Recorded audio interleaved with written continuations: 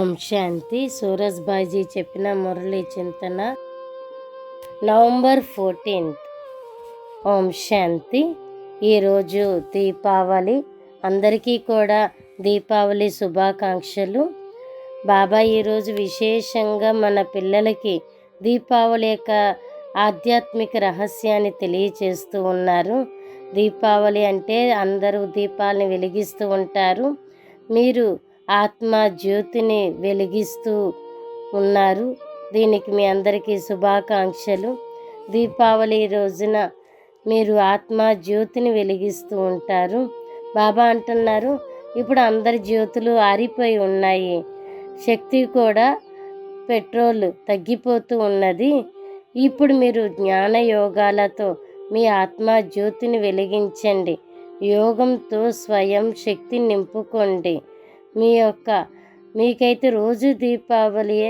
శివబాబా వచ్చారు, శివరాత్రి కూడా జరుపుతూ ఉంటారు. ఎందుకంటే అరకల్పం బ్రహ్మ పగలు, అరకల్పం బ్రహ్మ రాత్రి. ఈ రెండిటి మధ్యలో మీరున్నారు. ఇప్పుడు ఈ సమయంలో రావటం వెళ్ళటం సమయం గురించి ఎవరికీ తెలియదు.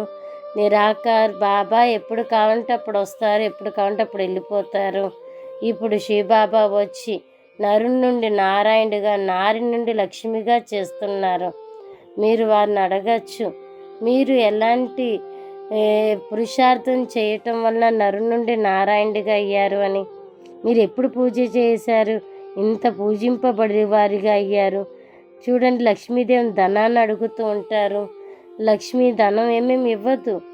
మహాలక్ష్మి పూజ చేస్తారు, ఆమె నుండి ఏదో ఒక ప్రాప్తి లభిస్తుంది అని. బాబా మనకి చాలా మంచి విషయాన్ని పదే గుర్తు చేయిస్తున్నారు.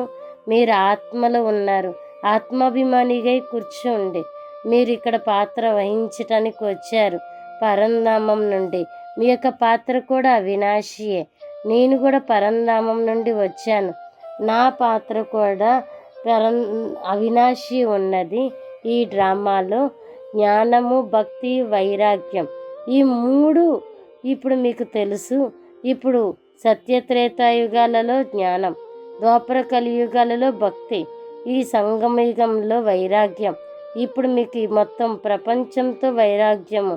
ఎందుకంటే ఇప్పుడు ఈ ప్రపంచం యొక్క వినాశనం జరిగేదే ఉన్నది, దీని తర్వాత కళ్యాణం ఉంటుంది. అందుకనే బాబా వచ్చారు సత్యమైన జ్ఞానాన్ని ఇవ్వటానికి. మీరు పిల్లలు అనేకులకు సేవ చెయ్యాలి. మీరు వారిని అడగండి, మీరు మీ ధర్మాన్ని ఎవరు స్థాపన చేశారు? అందరికీ తెలుసు, బ్రాహ్మణులు బ్రహ్మ యొక్క సంతానం అని. ఇప్పుడు మీరు పవిత్రంగా కావాలి, పవిత్ర ప్రపంచానికి మీరు వెళ్ళాలి. కాబట్టి కామ మహాశత్రువు పైన విజయాన్ని పొందండి.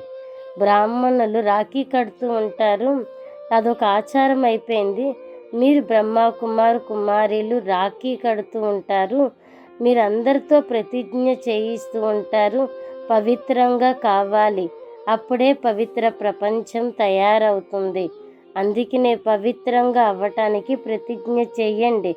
మీరే ఈ ప్రతిజ్ఞ చేయించగలరు, ఆ బ్రాహ్మణులైతే చెయ్యలేరు. మీరు సత్యమైన బ్రాహ్మణులు, జన్మ తీసుకుంటూ వచ్చారు. మీరు పవిత్రంగా సుందరంగా ఉండేవారు, ఇప్పుడు అపవిత్రంగా నల్లగా అయిపోయారు. బాబా వచ్చారు, నీవే తల్లివి తండ్రివి అని అంటూ ఉంటారు కదా.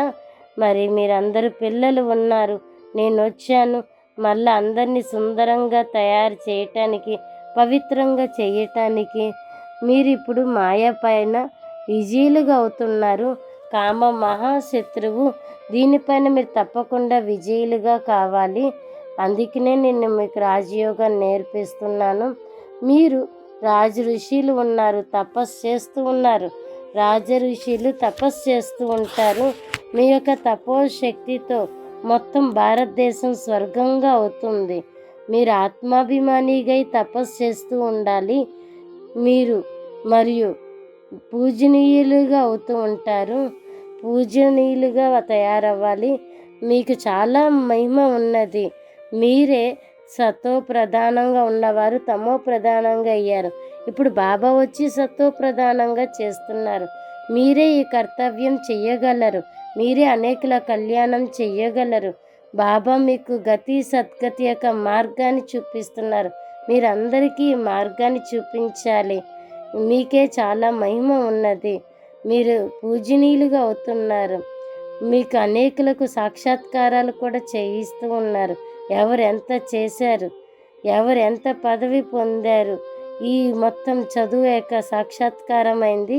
మీరు ధర్మరాజు శిక్షలు అనుభవించాల్సి వస్తే శిక్షల పదవి వలన తగ్గిపోతుంది. మీరు పూజనీయులుగా కాలేరు. ఎవరైతే పూజనీయులుగా అవుతారు అంటే ఎవరైతే వికర్మలన్నిటినీ వినాశనం చేసుకుంటారో, బాగా తపస్సు చేస్తారో, బాగా చదువుకుంటారో వారే. అందుకే బాబా అంటున్నారు, పిల్లలు మీరు అశరీరిగా కావాలి. మీరు వికర్మలను వినాశనం చేసుకోవాలి. బాబాతో యోగం జోడించటం వల్లనే మీకు వికర్మలు వినాశనం అవుతాయి. మీరు ఇప్పుడు ఈ తపస్సు బాగా చెయ్యాలి. మీరు రాజ ఋషులు ఉన్నారు. అందుకనే బాబా మనలో ఈరోజు శక్తి నింపుతున్నారు. సేవ యొక్క ఛాన్స్ కూడా ఇస్తున్నారు. బాబా అంటున్నారు, నేను మీ యొక్క తండ్రిని, సుప్రీం సోల్, సుప్రీం ఫాదర్ ఉన్నాను.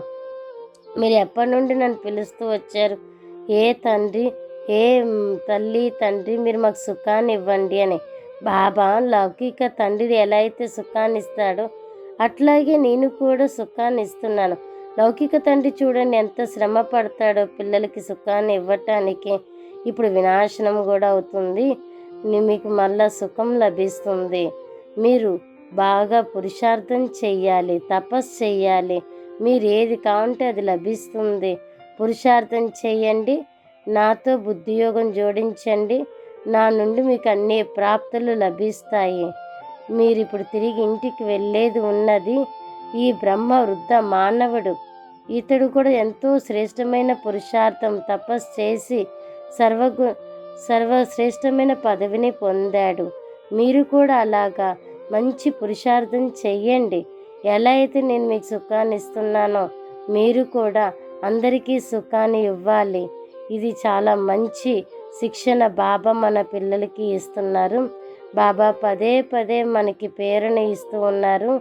మీరు శ్రేష్ట కర్మలు చేయాలి, మీ యొక్క ఆత్మ జ్యోతిని వెలిగించుకోవాలి. శక్తి యొక్క పెట్రోల్ బాబా నింపుతూ ఉన్నారు. మళ్ళీ బాగా తీవ్ర పురుషార్థము చెయ్యాలి. ఈరోజు వరదానం కూడా అలాగే ఉన్నది.